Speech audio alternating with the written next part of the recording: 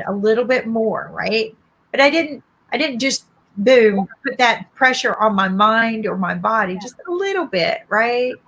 Um, just like when I get back into exercising, I just don't go out and just plow through exercising because you get bored with. I every day I add a little bit more. So maybe we can start doing that every day. We start just doing a little bit.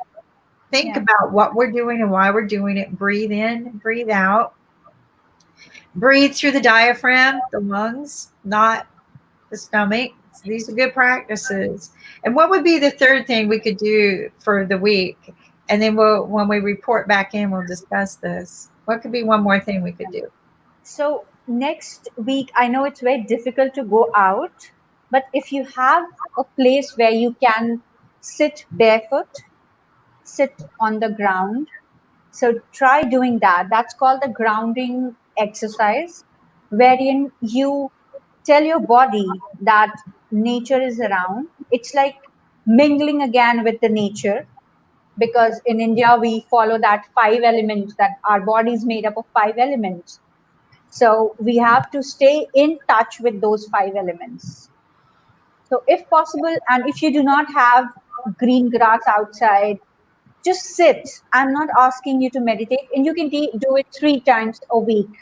Just sit even on your chair or in Padmasana, and imagine if you do not have natural grass outside or a place where you can sit.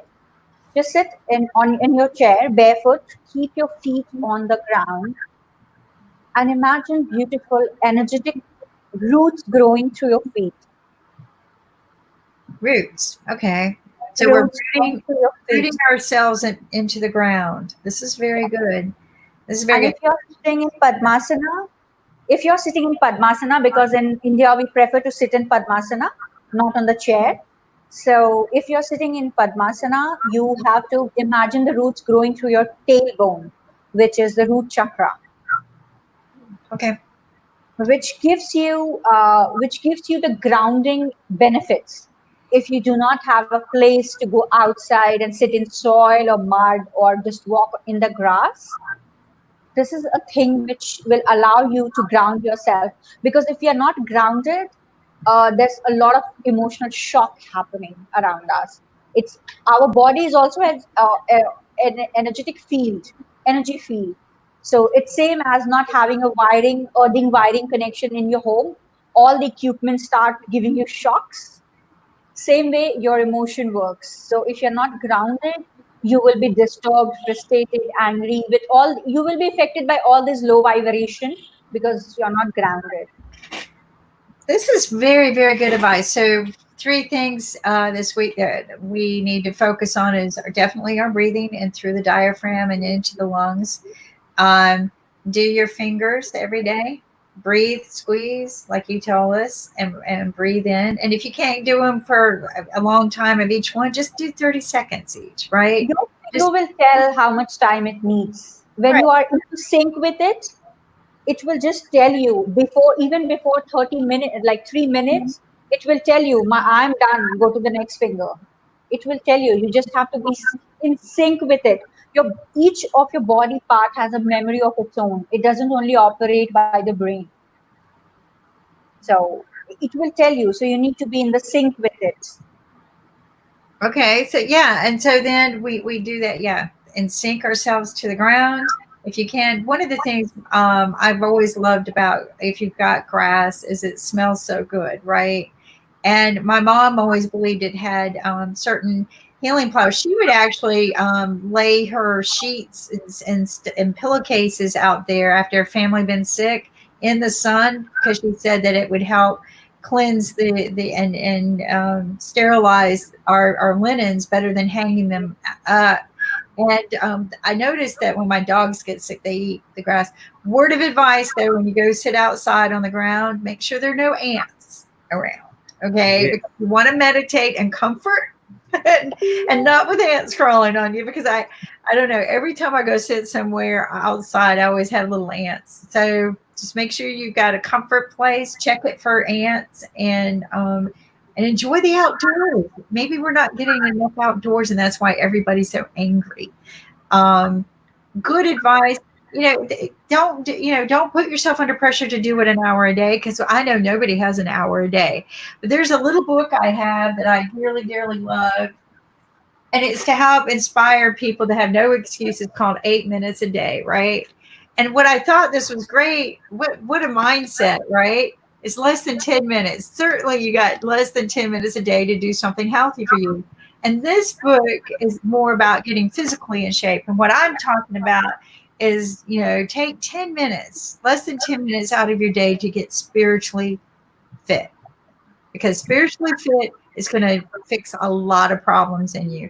We're always hearing how people healed themselves from cancer. One of my favorite stories is a woman who asked the doctor to see what the cancer looked like in her body. And he showed it to her. It sounded like it was going to be terminal. And she every night prayed, but she also pretended like there was a Pac-Man game going on in her body, and the Pac-Man was eating her cancer. So because she knew where it was in her body, she focused real hard. Kid you not, in 2 to 3 months, when the doctor was testing her, the cancer was gone and no surgery involved. So I think in some ways we can spiritually, mentally, heal our bodies. And I thank you so much for that. I know that we have to wrap up because we've got funk in the front seat going on, and we have to convert over. We're working with a new platform. I thank everyone for being patient with us. But why we are doing this is so that each person has their own segment of the show. And instead of having 4 hours of length recorded every day, or we were post editing so people would have their own show, we are now filming so each person has their own show that they can send the link to their friends and family and viewers and share it. And it's your own personal link. And it's taken us a little bit of time to get this down because we're doing this without money and operating capital. And it was too difficult to hire new people this short of notice. But Kit and I, Kit mostly, have been doing this. Can't do it without Kit, as we learned the other day, right, guys? Kit takes one day off and everything went crazy. I needed you on the show with me for spiritual grounding because everybody was like, Kit's not here. We're falling apart. But thank you so much. We're going to do these practices and see you next week. Kit, do you have anything to add? We are still running this show because we have guests coming up on this show. Okay, so the link hasn't changed. Okay. So we're going to keep the link going then, right? Yeah. Everyone, live and learn with us. If you watch us enough, you'll learn how to do your own network. And I'm not ashamed of it, because I think someone said this the other day. I'm kind of glad other people can hear what's going on and they can see what goes on when we do a TV show and learn. It's not as easy as you think. I also saw this going on with PBS, where they're trying to film it people at home. And I'm realizing that all the networks are struggling. It's hard to switch to a platform that's, different. And anyway, so I guess we're going to stay and do some more talk until 1 o'clock. Do you guys want to watch a little bit of Zack in the front seat for a second, just to see what he's doing? All right, let's pull Zack in. Hold on just a second. I think I can do this. This is going to be new. We've never done this before on IBM TV. I'm getting good at doing never done befores. Let's see, Zack. And let's see.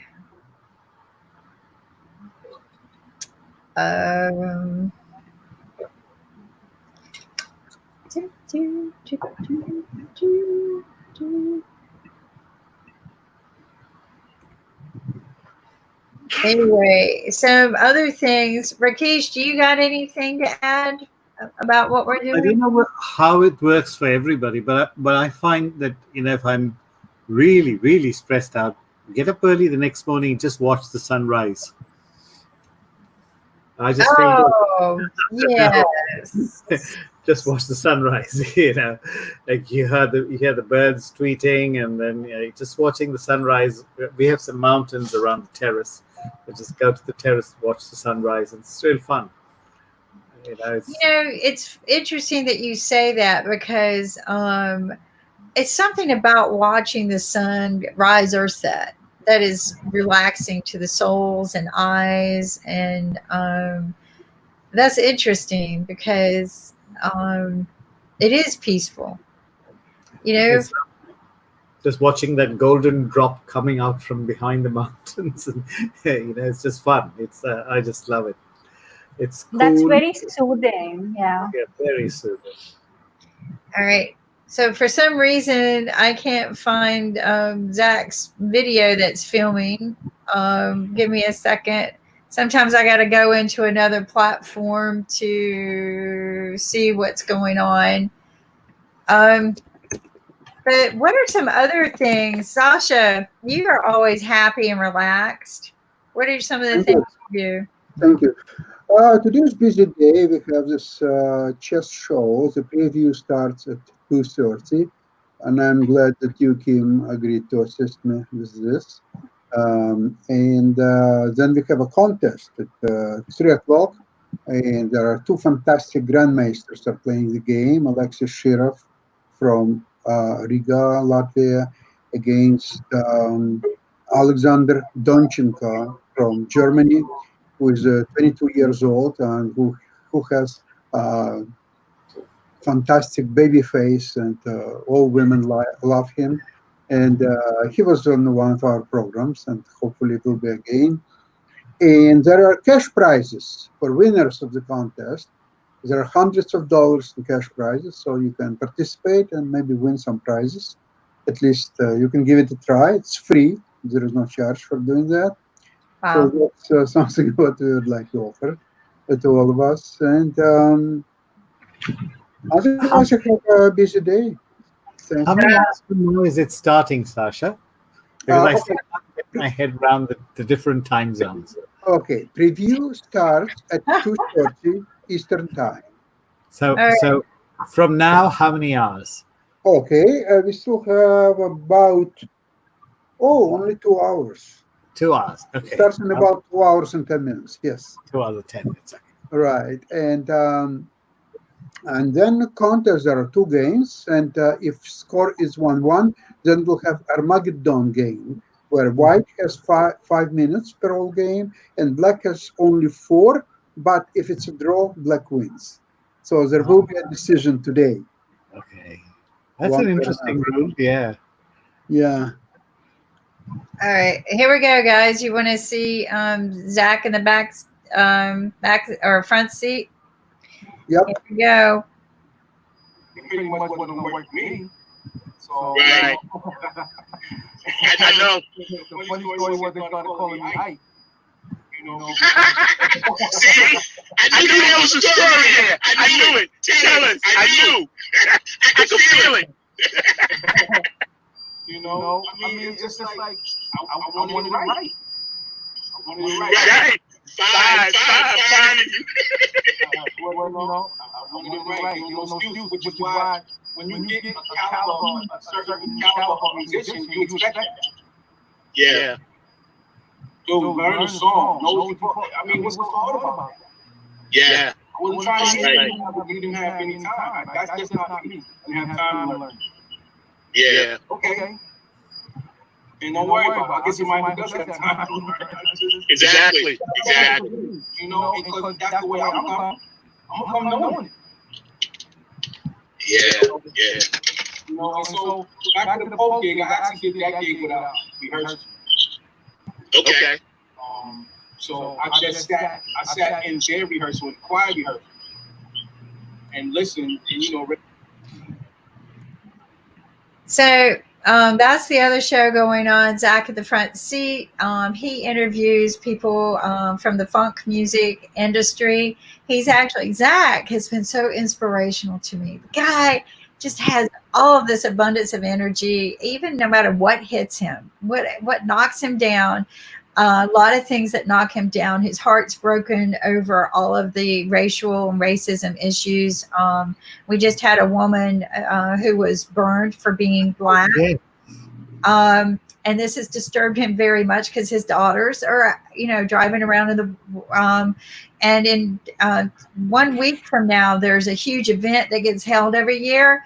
And it's for protesters to protest, for Black people's lives and for lesbian, gays, bis, and transients, right? For people who are prejudiced against, right? And so it happens every year. And last year, the KKK came and showed themselves, and so now they're afraid. I go, well, then don't have it this year. I hate saying don't do things out of fear, but also don't do things that are driving force of hate actions. Right? In other words, I agree. We shouldn't be stopped from doing things that we love doing or believe in doing, but there's some common sense level there. We can move it to a different place where the KKK doesn't know about it. We can call the president and say, hey, can we just have it on the White House lawn? Or the governor of North Carolina? Or, there are things you can do that will reduce the prejudice, hate actions, and that's what we need. Avoid a flashpoint. I think I get what you're saying. But this girl was doing absolutely nothing except driving home. Probably, and I think from a farmer's market that she's done this for years with her dad, and she stopped at a stoplight, and these guys jumped at her and sprayed lighter fluid all over her face and lit her on fire, and while she's in the car. So these crimes, and you know what? You didn't hear about these kind of crimes 6 months ago. Not at that level. You didn't hear about these kind of crimes before 2016.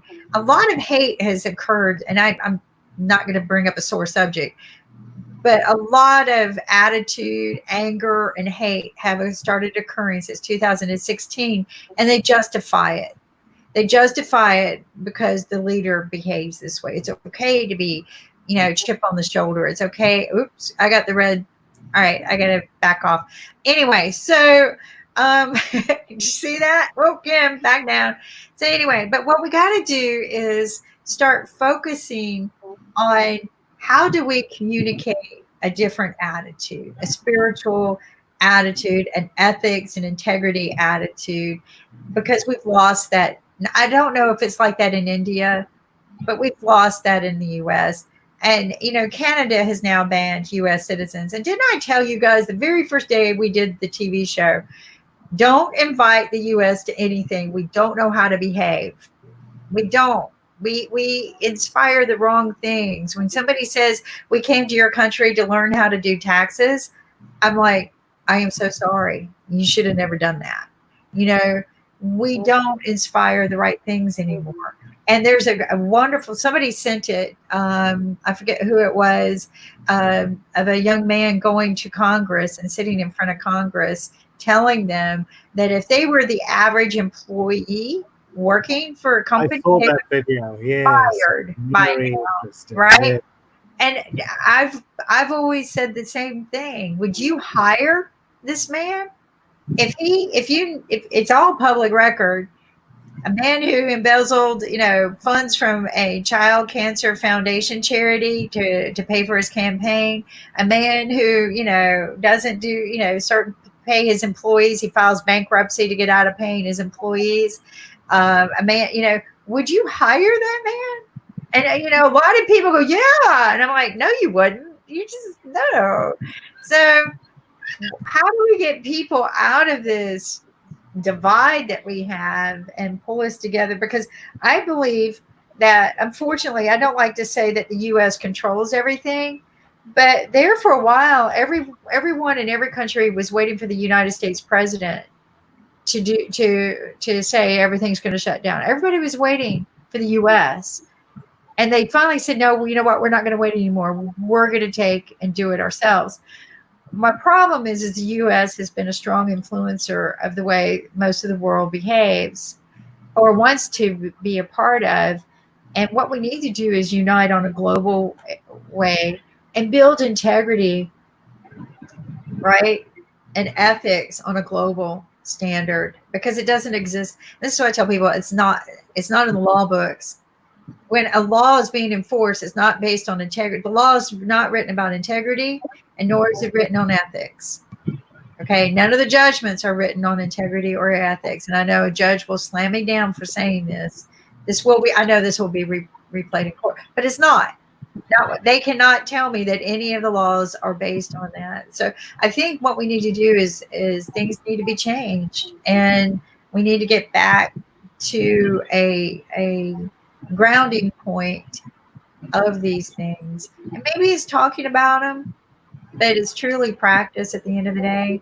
It's like everybody, whines and complains on Facebook about things, and there's no more empathy, but nobody ever says, let's take action. Go ahead, Ankit.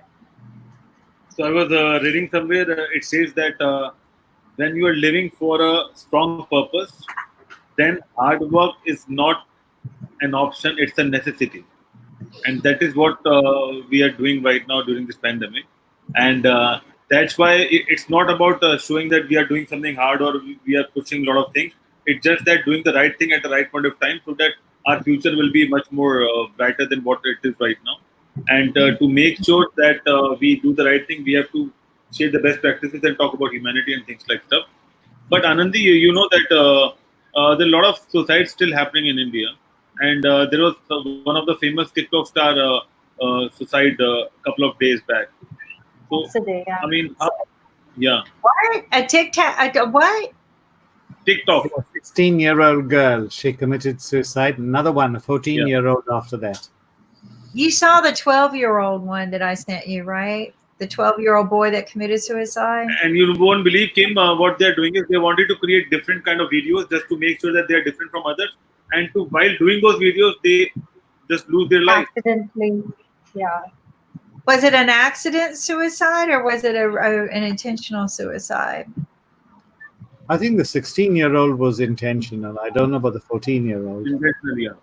Yeah. So the 12-year-old, the parents are still struggling because, it just, you don't think of a 12-year-old boy, especially after he just had a visit with his parents, but it was too much pressure on him because he had broke something, and then he saved up his money and rebuilt credibility with his parents to buy it again, and he broke it again, and he felt so bad that he killed himself over a broken toy. A toy. Yeah. Okay. And his parents are just they don't know how to fathom, and that there was no note left over. They know that's why he did it. But how did the girl kill herself? I just read the headline and I didn't want to read any further, so I just stopped. Same here. Yeah. Same here. So I don't want to read anything further. I just know there's a story because this becomes a pandemic. So a lot of people don't know this, but when one teenager commits suicide, it becomes a chain reaction. They all start doing it, and I don't know. Kim, I'll tell you what happened basically in India. It's not about everyone is doing it. It's just that people or media started showing those news. Because earlier there was no news about suicides, and suddenly there's a lot of news about suicides. It's not that suicide is not happening when there are good times as well. It's just that during the pandemic, people are looking for news, which is something related to pandemic, and then they wanted to showcase the same news again and again. And that's why I don't read those news. I just read the headlines and then just pass by and then look for a news which I can read it out, or else I'll just skip. So we need spiritual fitness. We need to inspire spiritual fitness. Maybe get TikTok on board with this and some of the social media. But spiritual fitness is something that we're lacking. But what I was wondering, Kim, that we have TikTok, we have Facebook, YouTube, and all those things. Why can't we have a spiritual social media where people only talk about spiritual and positive things and share positive notes? And if something is negative, you can't share it like this. The trouble which I have seen, there is one on Times of India called the Speaking Tree, but it becomes I like that. Religious. It just puts me off. There's a difference between spiritual and religious, and I just religion is enough. It's not like that. So I agree. Spiritual is way different than religion, and people always, in my mind, confuse the two. So I agree with you on that level. In fact, somebody cross-stitched me. I need to bring it in here one day. I keep it in the living room where I sit and read. But they cross-stitched me that I find my peace in heaven in the garden, not not in a church kind of thing. But spiritual, there's more to spiritual, right? It's the everything, the heart, the mind, the soul. It's the glue that keeps you all together, right? And if it's not fit, I don't think anything else can be fit. We get physically fit, right? We get financially fit. We get even mentally fit, but mentally fit is not spiritually fit. And I think spiritually fit helps knit the mentally fit. And then if you're mentally fit, you get physically fit. And if you're all of those, you should stay financially fit. I But think go sorry. ahead. Go ahead. I think spirit is sort of, it takes the place of, it is very close to your purpose in life. You know, your spiritual goals are very close to your purpose in life. Nobody says, or who's born says, I want to be, be a mass murderer, killing at least 5 million people before I die. Nobody comes to with that kind of, unless I he's hope not. everybody is born with that kind of notion. It is what I've come across is that everybody seeks acceptance from other people. Everybody seeks happiness. Every thing. So if you have a sense that what you're doing is right, then you tend to get committed to it. So this is my feeling about it, and I think that, like we were talking about earlier, some people just need to be kind of told what to do, right? They need to be guided. What's right? What's wrong? You would think that some of that would be common sense, but when I go back to the history, some yes. the essence of 9 virtues. There you go. Charity. Is that charity sums up the essence of 9 virtues? What are the 9 virtues? Can you read them? Let me find out. It's been a long time. I know it's a standard list. It's been a long time since I've reviewed them. The 9 virtues of life, right? But even in our Bible story, which, I know everybody has their religion stories, but when there were only 2 boys, Adam and Eve's children, one killed the other. So we have always been, to me, vastly dealing with, the sins of life when there was only 4 people. You got to think about that. That's 1/4 of the population. Go ahead, Ankit. The 9 virtues. Yeah, the 9 virtues. We're waiting for that. So I'll just read the paragraph so that sums up what we are doing. So 9 virtues is said to add up to the fruits of the spirit. There is no better way of doing something for the good of others as well as to the doer than charity. Charisma is what one is born with, but charity may turn out to be an offshoot of the finer sensibilities of yellow feelings. Love, passion, compassion, and other virtues are also part of it. The focus is on charity. It was reported that ailing Italian priest who was recently presented with breathing equipment by a parish member in turn asked his doctor whether it was more useful to much younger neighborhood being treated for the coronavirus. The doctor favored the youth. The priest immediately gifted it to his neighbor, act of charity, and deeds like these will help ease of the burden of a little one who remembered acts of omission and commission. Likewise, it is combination of love, compassion that prompts anyone to be always on the right side of justice and generosity. The letter of Paul to Galatians, chapter 5, were 22 of the King James Bible explicitly highlights the 9 virtues, but the fruit of the Spirit is love, joy, peace, patience, kindness, godness, faithfulness, gentleness, self-control. Against such things there is no law. Primarily when love resigns supreme, the presence of forgiveness is strongly felt. So basically the 9 virtues is all about love, joy, peace, patience, kindness, godness, faithfulness, and gentleness with self-control. That's what they're talking about. Lovely. Yeah. So, because, the 9 virtues of life: courage, truth, honor, fidelity, discipline, hospitality, self reliance, and industriousness. I mean, but there's always been some sort of, I think every society has 9 or 10 virtues of life. And that's very beautiful. I think we just need to resonate on these things over and over, like we do with our positive TV shows, right? Like Sasha's got this chess stars thing that just excites me. And, even though I'm not a great chess player, which Sasha will tell you, he's sitting there going, oh, no, I know what he's thinking. Why did she do that? But he puts up with me when I play with him.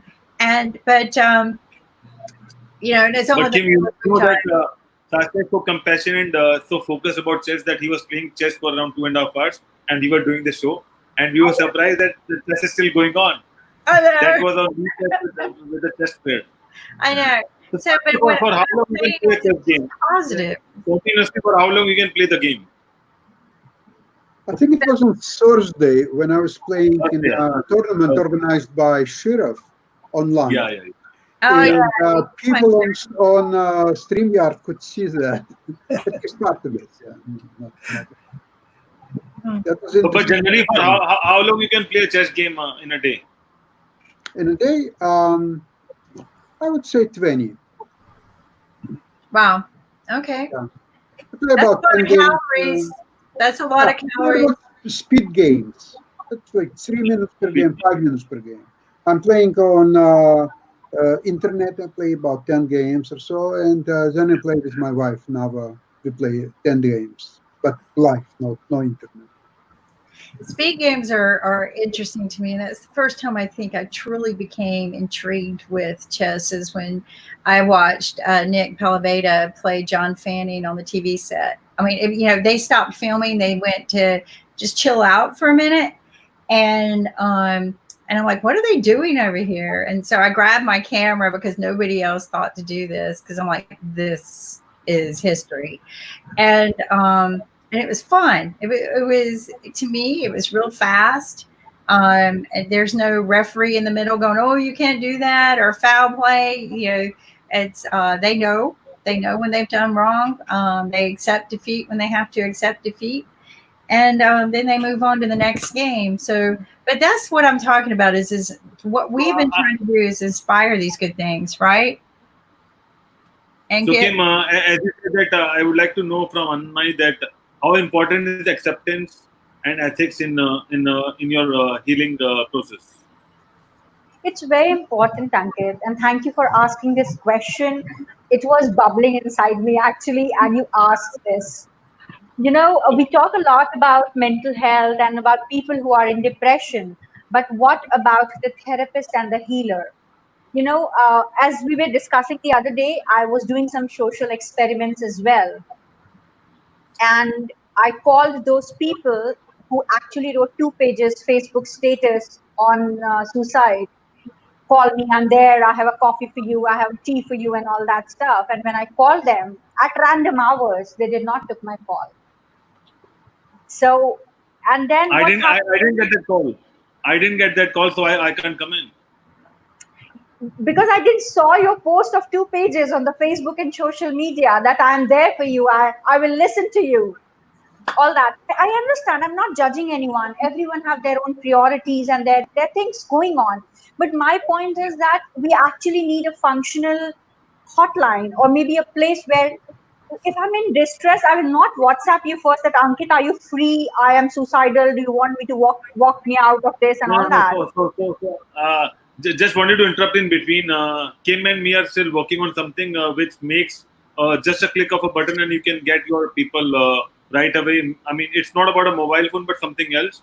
So I think, Kim, we can add that feature on what we were discussing about the domestic violence. And on just press of a button, their nearby would get to know that there's some problem with that person, and then they can, as soon as they can join or maybe be a part of that position and taking care of it, that would be great. Do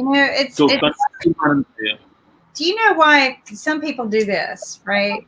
To remind themselves too of things. And like you wear beads, right? Or worry beads. And worry beads, I noticed priests have their worry beads, right? But it's physically feeling something, touching something. Also, like what we talked, just like, just something to remind ourselves, I love myself, right? Which I don't think people do enough. There you go. Yes. See, we all have our things, right?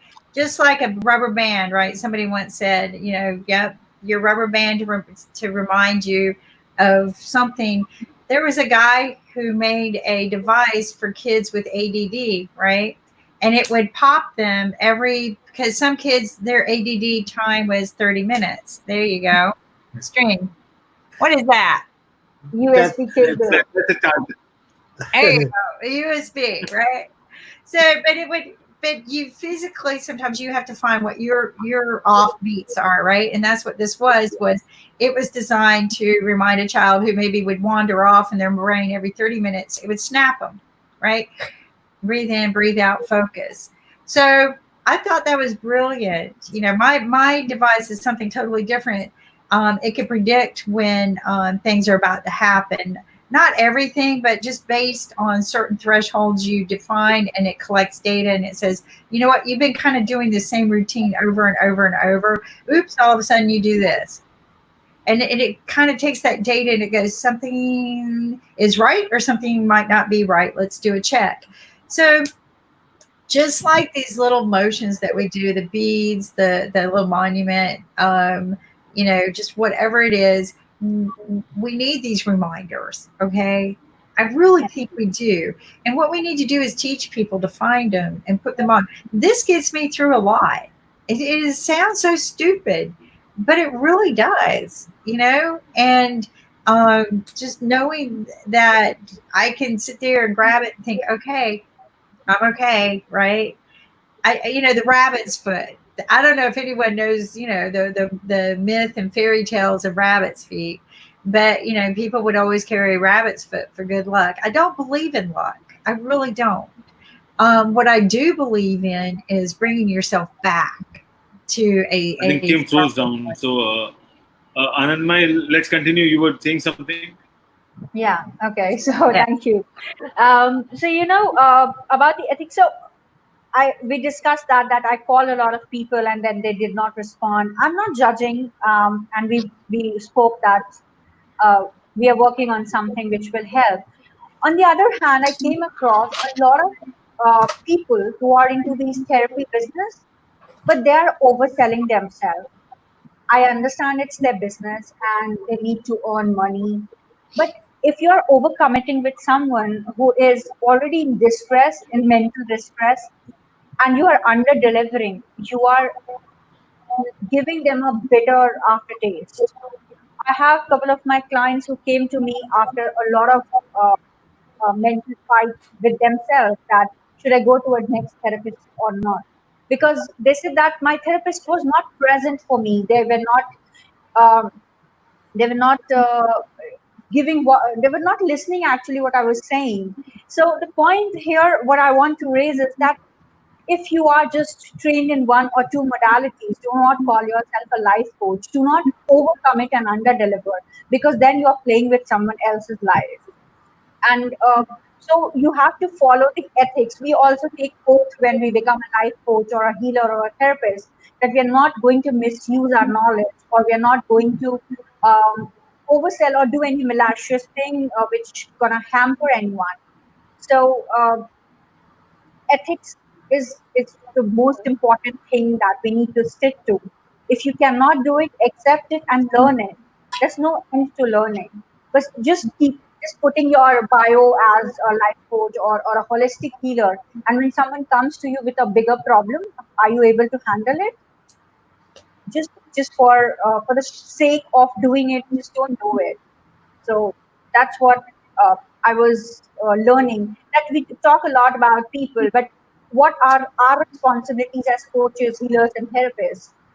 I will not. As you remember in the first class, I said I am a practitioner in training for a particular modality. I did not call myself a practitioner already. There's only one module left. I have to submit a couple of my case studies, and then I'm a practitioner. But I will wait till that time. I will not jump that. Okay, I am a journey practitioner already. So overcommitting and under-delivering. I met a client today, and she said she was pissed off her school counselor, and she said that that lady has ruined about 50 students' life because she was coming from her beliefs, uh, her belief system, and her environment where girls have to stay in a certain way and boys are free to do everything. Yeah. And she is in her late 20s, and she was talking about when she was 13. So imagine all these years, all these 10, 15 years, she was suffering because she met a wrong counselor or a wrong therapist. So over committing and under delivering is exactly I do not want in this field, because then it's playing, you are scarring someone for lifetime. You're not helping them, but you're scarring them for lifetime, which is not a good And I practice. think it's good practice to be open to, and understanding everybody's different, right? And I think that is something we don't understand. And you've said something that just really impacted me is she just didn't have the right person teaching her at a younger age. And I have to ask myself, how many different cultures and influencers do we have in this world that so many children are missing an opportunity to learn something that would give them so much value in life? But we don't teach all of that, right? We don't teach a unified spiritual or unified meaning of life. It should be, meaning of life should be very simple. It should be one thing really, but it should be very, very meaning of life. But you're right. But you know what's interesting is even when you become a doctor, it's like I say, doctors, they're practicing, always practicing medicine, right? Because they learn something new every day. And so they're never a professional. And I would joke with my doctor about that. You're never a professional yet because you're still practicing. Because this is what people don't understand. When you get your degree in what you're doing in medicine or mental care or anything, you are continuously learning. Very true. You are Yes. continuously, doesn't stop that day. Oh, I got my degree and that's it. No. Every day is a learning experience because how you heal one person with a same disease as another person might be two different ways. Yeah. And the task that you're taking on for spiritual healing is huge.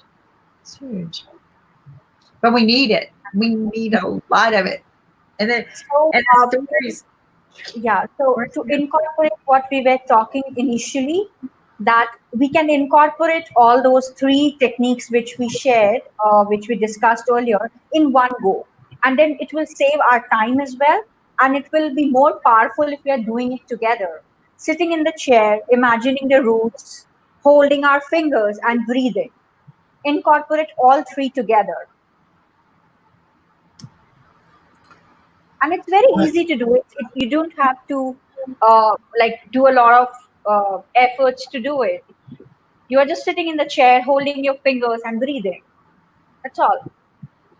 And then there's a very Right. You beautiful have to breathe maneuver. right. You have to breathe into your lungs. Breathe into Yeah, your lungs. yes, breathe into the lungs. So that's completely like, it will save the time, as we are talking about saving time and doing it within 10 minutes or 15 minutes. So if we do it like separately, it will take another like 10 minutes at least, 30 minutes are gone. But if we are doing it together, it's done in 10 to 15 minutes. And then there's a very beautiful saying, which is Ho'oponopono. It's a Hawaiian healing method. Okay, it's a. I can share the link from the YouTube, and the English meaning of that is, "I'm sorry, please forgive me, thank you, and I love you." All right. Hawaii. So you type Ho'oponopono in YouTube. Okay. Hold on. Open. Okay, It says here. I'm sharing the link with Ankit. yes, and then he can share it with everyone. Forgiveness and reconciliation. Yes, that's the one. Yeah, it's a big practice over there. You think I would know this? Must have forgotten this over the years. How to practice. The simple steps. Okay, I got it. Did you find it? Ankit, did you find it? Do you want me to share it? Ankit. I have the music with me. I cannot find a link. Can you? am I was going to say, if you can share the link in private chat, I'll pull it up because I don't. Ankit's not in the house. okay. I'll share the link with him, or Just so put it on the private chat and I'll pull it up. Can you? Do you know how to do that? Put it in private chat. just 1 second. Let So me if you just put check. it in private chat, I will pull it up for you. 1 second. Just 1 second. It's been a beautiful day today.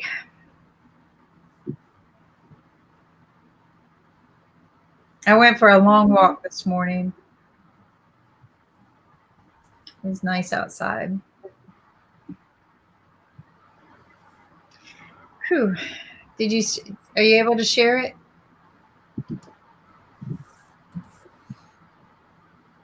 There's a lot of O's in it. Yeah, I know. I was looking it up going, there's no way in the world I could ever pronounce it. I have a hard time pronouncing words. So I'm I have to be very careful sometimes. I found the Wikipedia. Is it a video that you're looking for, a particular one? Oh, there's I it. shared it. You shared it? Okay. There we go. Thank you. Thank you very much. So I'm going to try to pull it up. and if you go and read about the history of this Ho'oponopono, it's a Hawaiian method, and there was a research done. And there's a reason for it. Over the weekend, most recently, doubtless you've heard of it. All right. I pulled up the wrong one. Try again. So there was a jail for people. It was on an island, and there was a jail for people who had done heinous crimes like murder, rape, and other heinous crimes. So this doctor, he was not interacting with these people. He will just hold the file of that particular person who is in the jail, and he will just chant this Ho'oponopono with their file and their pictures. Okay. So let's watch this. This looks beautiful. Yeah. Go ahead. Finish. Sorry. And then after some time, that jail was closed because everyone turned into a good human being and they have to release everyone. So this Ho'oponopono has a very beautiful history with it.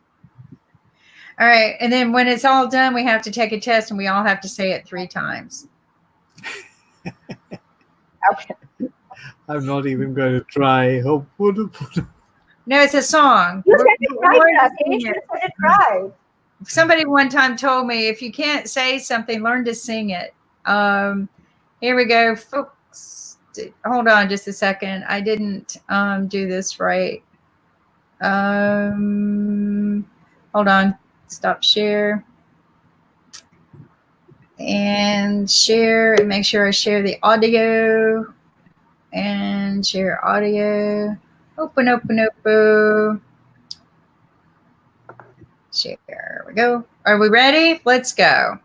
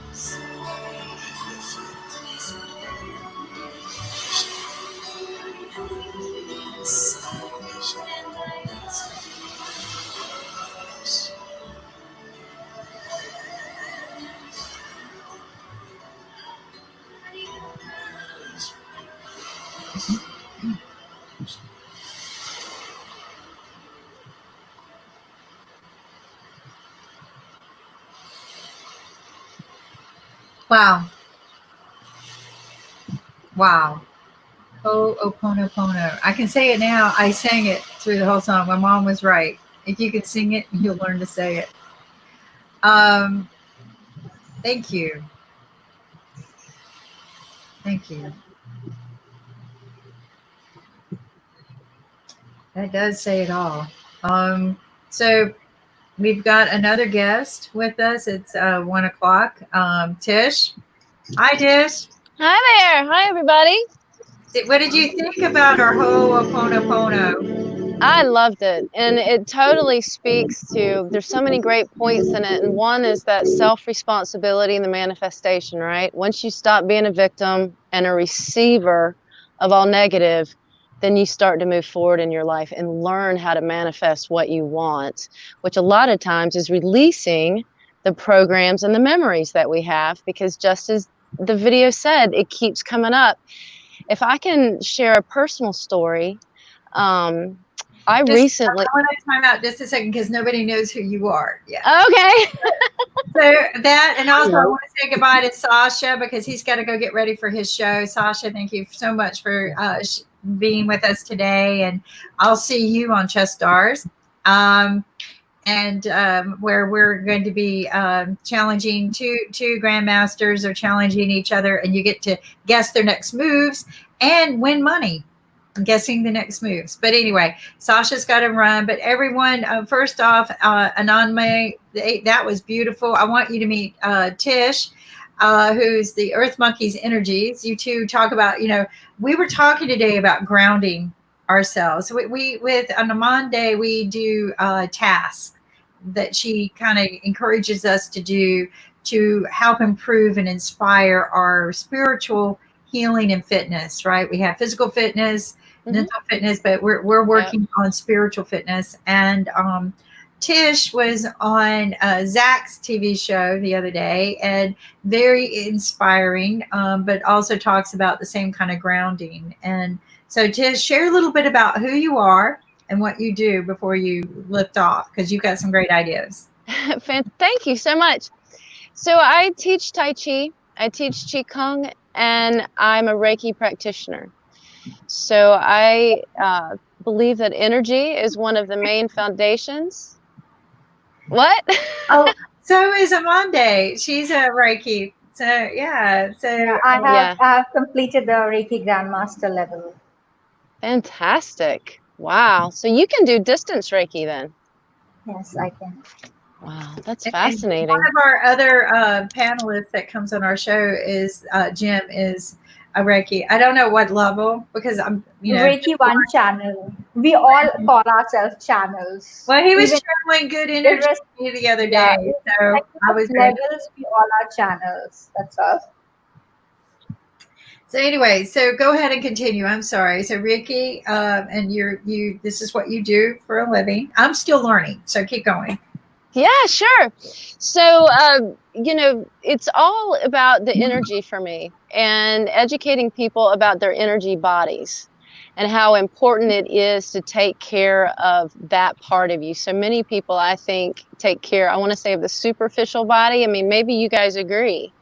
They run around, how do I look? Are my pants fitting? Things like that. And it's like, you need to honor your energy body, because to me, that's where the magic really happens. Without energy, we're just bones and skin, right? And hair and whatnot.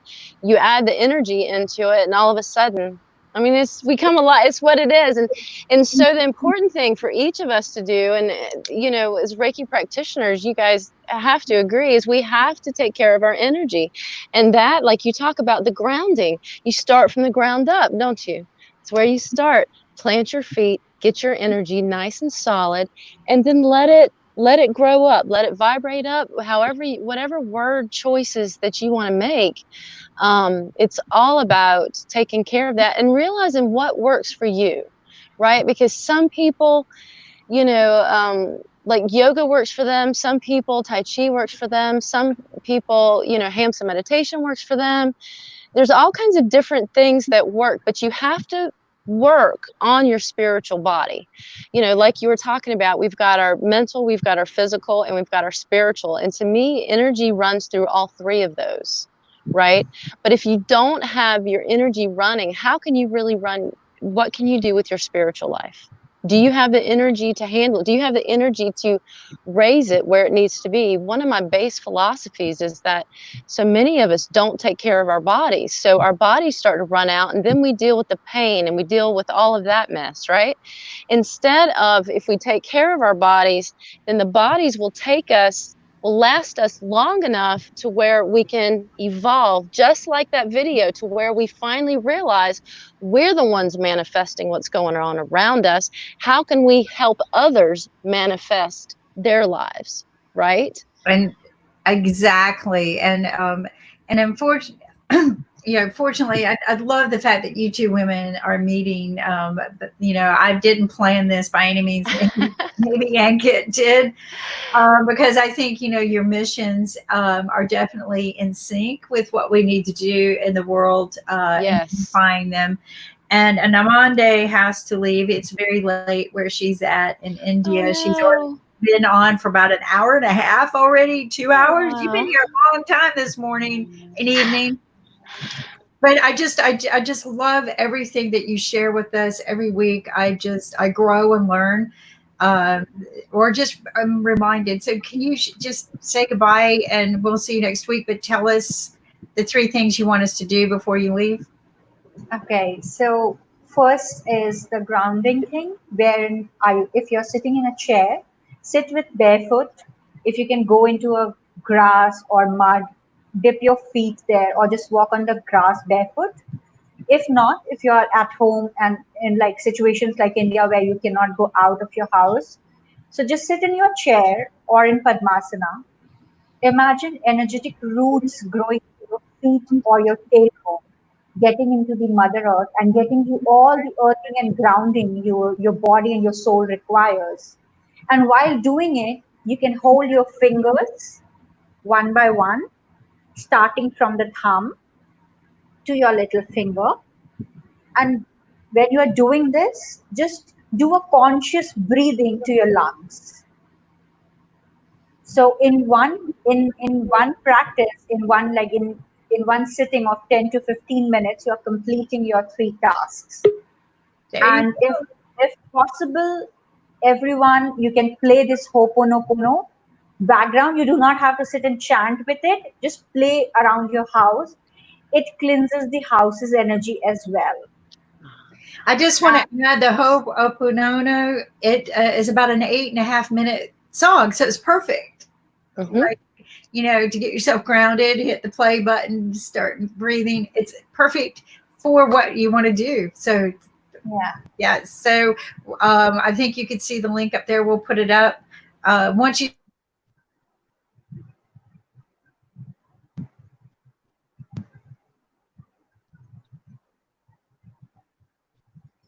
Something happened. Yeah, she froze. Yeah. That's a shame. It's really nice. I'll take the opportunity to say it's really nice to meet you. So you're the one that put the video together? No, I'm not that okay. one. Ankit does that, I guess. That was really nice. You practice in India? Yes, I do. I do practice in India.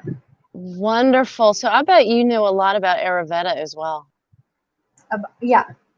I'm not a master in it, but as it's in our culture, so yeah, a lot of things.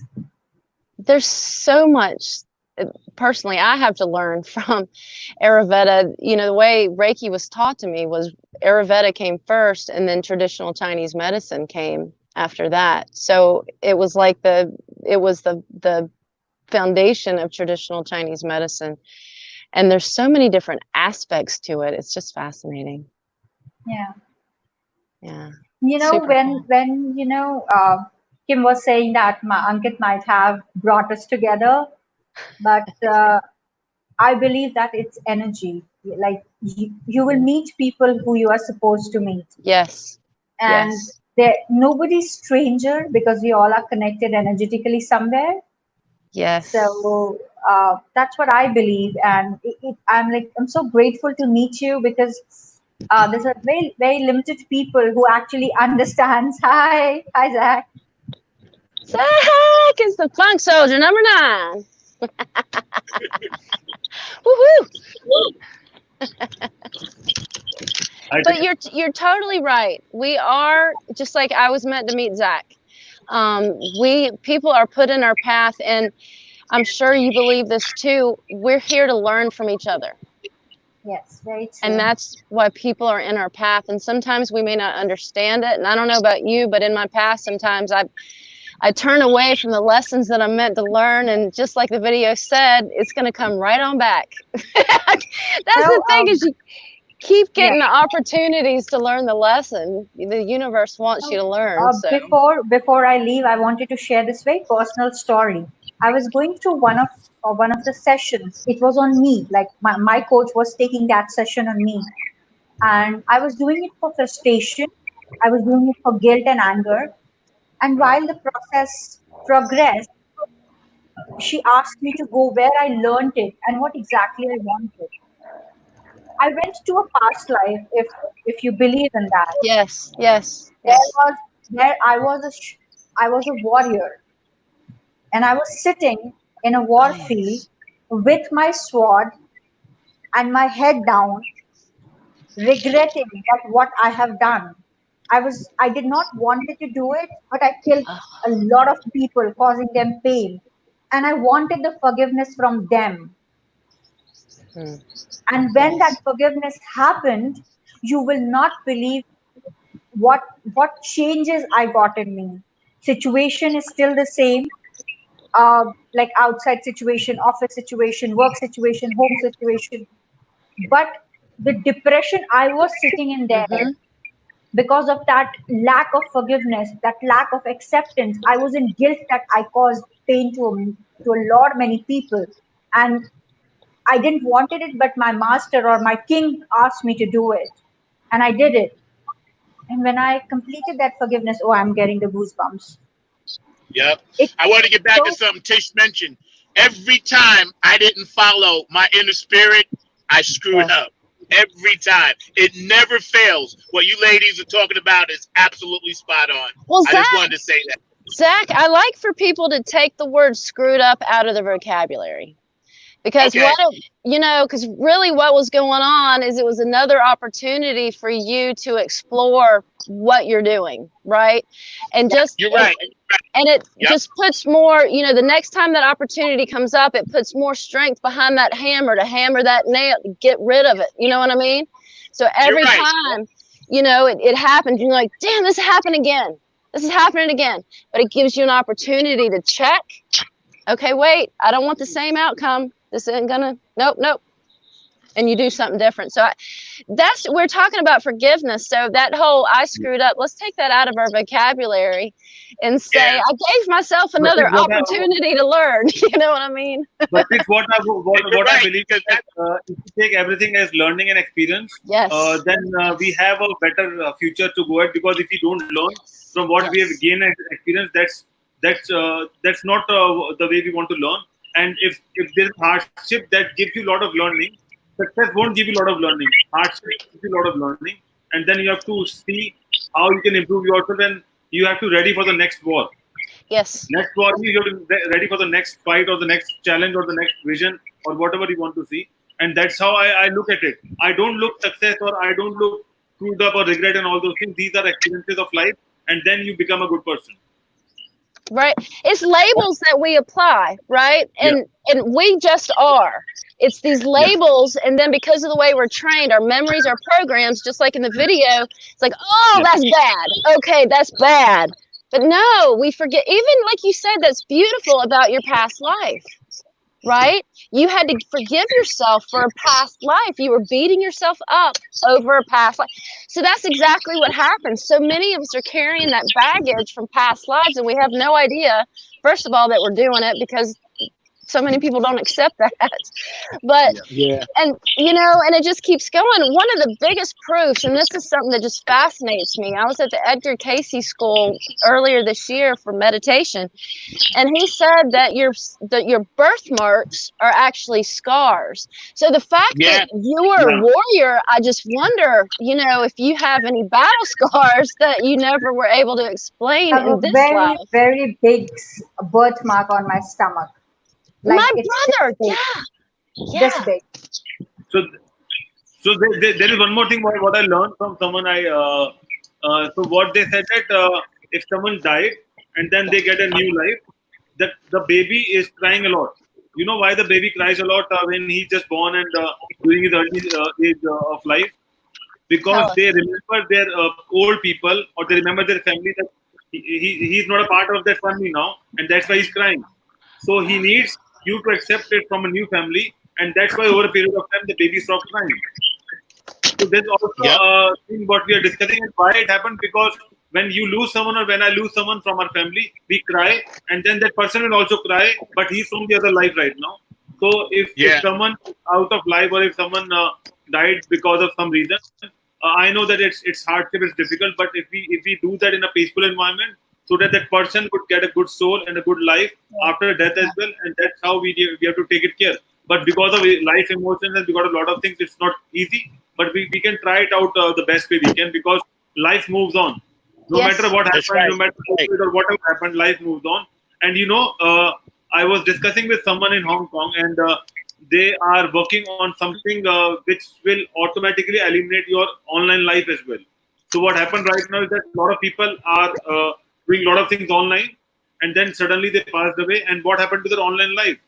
So they're trying to create some application or something, so that after that, on a click of a button or something like that, the online life also should get managed, because it's not because it should get vanished from everywhere. I mean, so that a lot of people are still live on Facebook, but they're no more right now.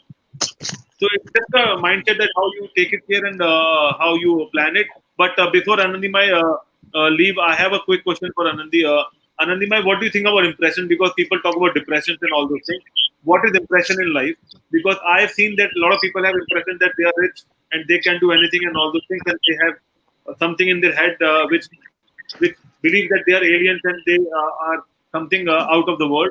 So, what is impression compared to depression?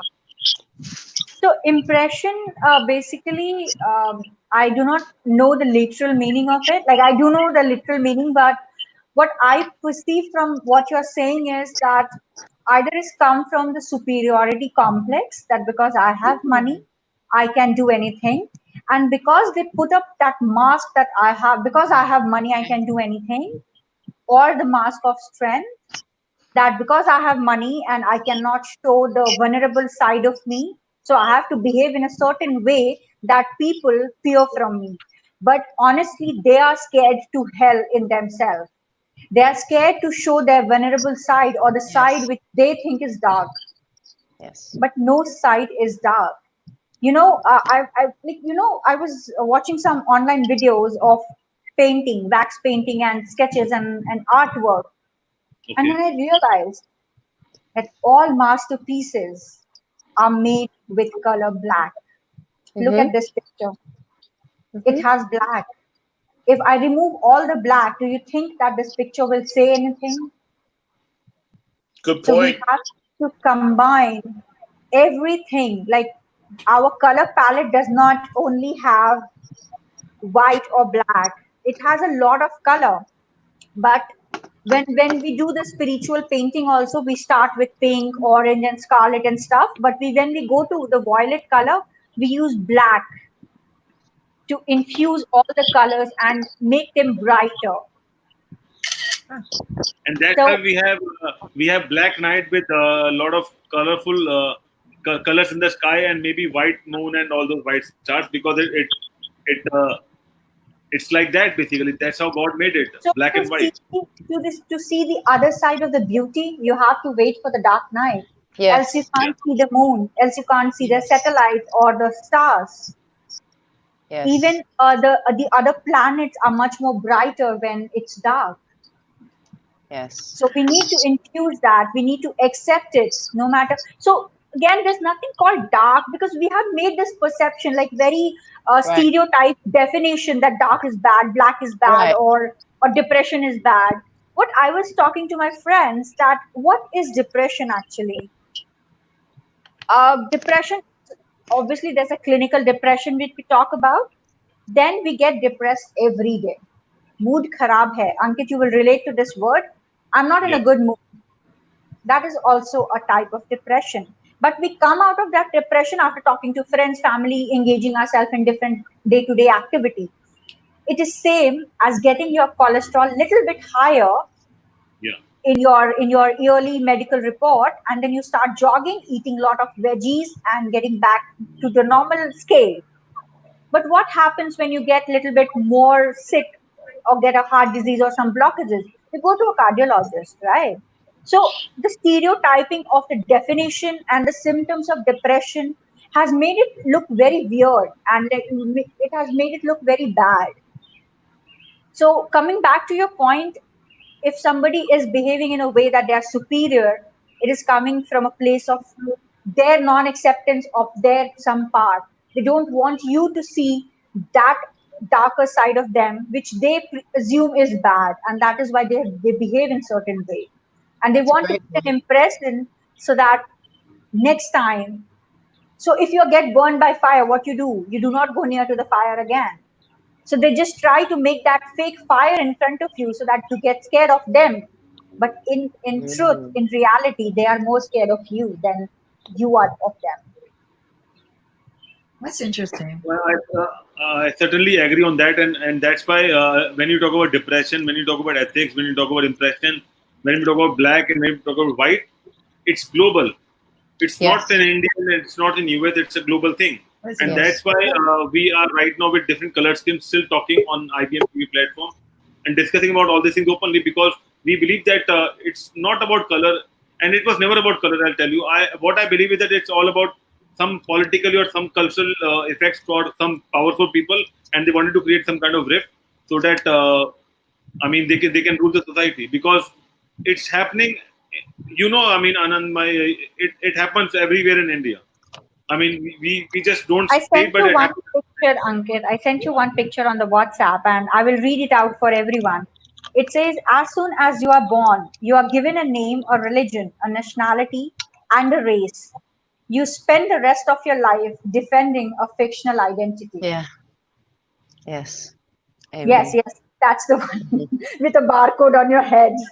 Yes. Uh, Isn't yeah, that true labeling. though? We, That we we label from day one, whether a person's female or male. And well, then they give your label name and your heritage and your legacy. That's supposed to be your legacy. But yeah, I agree. now Tish? part of it, yeah, part of it. I have a friend that when he was in pre-med, he did this paper on brain chemistry. And what he found through doing looking at a lot of different studies is our brain automatically categorizes, right? Any kind of new stimulus, because there's so much new stimulus. There you go.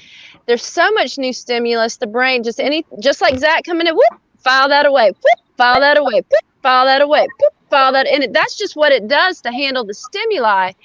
And our jobs as sentient beings is to not rely on that. And as you say, not put the judgment values on those buckets, right? Because our brain is going to do it automatically. We can fight it as much as we possibly can. But what we can do is choose, just like in the video, what we react with, right?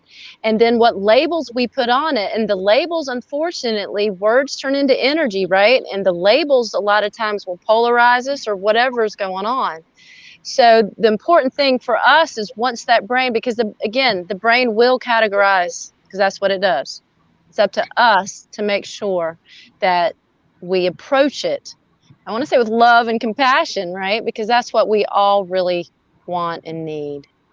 Yeah, That's good. we all We were have to do talking. that sanity check of our thoughts. You were talking about in the darkness, right? And I think we're taught very young to fear darkness. Some of us, right, for whatever reasons, and that fear develops into all the things that are inside of our mind. And but that fear is what keeps us from growing past what we need to Yes. grow past. And Yes. we're trained with the labels that we're given from day one, and labels just, but everybody says you have to have a labeling, but labeling can make people prejudiced. And I've been reading this month's issue. It's the 75th anniversary of when the war ended, right? And why did World War II begin, right? World War II is based on very prejudiced, Yes. segregating people Genocide. based on who you were, what you were born with. You can't control these things, but Right. yet people can control people's minds and tell them this is good, and they not just control their minds a little bit, but I'm talking about to create a world war, right? A world war. And when you read these articles, these are people who are still alive today, the last voices of World War II, and it's fabulous. It's the National Geographic. I read this every month. Like I don't know for how long I've done this, but this is my world history learning, right? It's my 20 minutes of sanity every day. I'll try to read through it, but these voices are phenomenal. But some of them are talking about I didn't know whether I was doing right or wrong. This is just the way I was brought up. You would think, people go, oh, they knew. You only know what you're taught. Okay. You only know what you are in the environment of. You don't always know what is right or wrong, because that's not what the society was. That's just it. And it's I don't know. I think that we're basically taught what to believe. We're taught what to do, especially our society in America with the public school system. We're taught to sit down and be quiet and do what I say, right? So you're totally right that we're taught. But I got to say that in each of us, there's a little voice, right? And even the four of us here, we wouldn't be on this right now if we didn't have a little voice that was telling us, hey, wait, go check that out. What's up over there? Hey, wait, go. That isn't quite. I'm gonna go with the pack. I'm gonna go with the herd. I hate herd mentality, but we all do it. So I'm gonna go with the herd, even though this doesn't feel right. Right? So much of us have an inside sense, and that's what we're born with. Let me go back to the past life, that we're all here for a purpose, right? We all have a reason to be here, and the longer we stay, I want to say, caged with those ideas that have been given to us. I mean, there's some things we definitely have to learn. We have to learn how to walk. We have to learn the language of wherever we're at. We have to learn how to make food, right? All that stuff. But when it comes down to what's our truth, what my parents' truth was is not my truth. What Zach's truth is not my truth. You know what I mean? We all have different truths, and it's meant to be that way. It's when we approach those labels, when we say that's wrong, when we say, oh, you're in the darkness. I mean, I totally agree. The darkness is where so much magic happens, right? Chaos is where you can get the greatest change. In Chinese, you've got yin and the yang. You've got to have both. You've got to have both, and there's some of each in both, and there's all kinds of aspects of it. So, I mean, it's vital for us all to seek our own truth, I think. And I think you're right. And that little voice inside us is what I always call the experience. And like I always tell people today, kids, if I'm doing any lectures, listen to your heart, but follow your gut, and you won't have any upset stomachs, because Right. your gut is a balance of all of the knowledge that you're taking in, and your gut instincts is usually going to be right. Even though your heart really, really wants you to do this, sometimes it's better to listen to the gut. But in doing that, I don't know how people, they sometimes feel like maybe something's not right, but they're dictated, right? We have dictatorships, leaderships. they have to do things to survive. Just like the one woman, that's what she wrote about. That was the only way I could survive, right or wrong. I know I have choices that I can make in life, but sometimes you don't. Your only choice is to survive. That kind of survival can put you into a deep darkness, right? The fact that these people live and still live after all of those years, because they're celebrating the 75th year of V-Day, Victory Day, when the war ended. Deep. But, you know,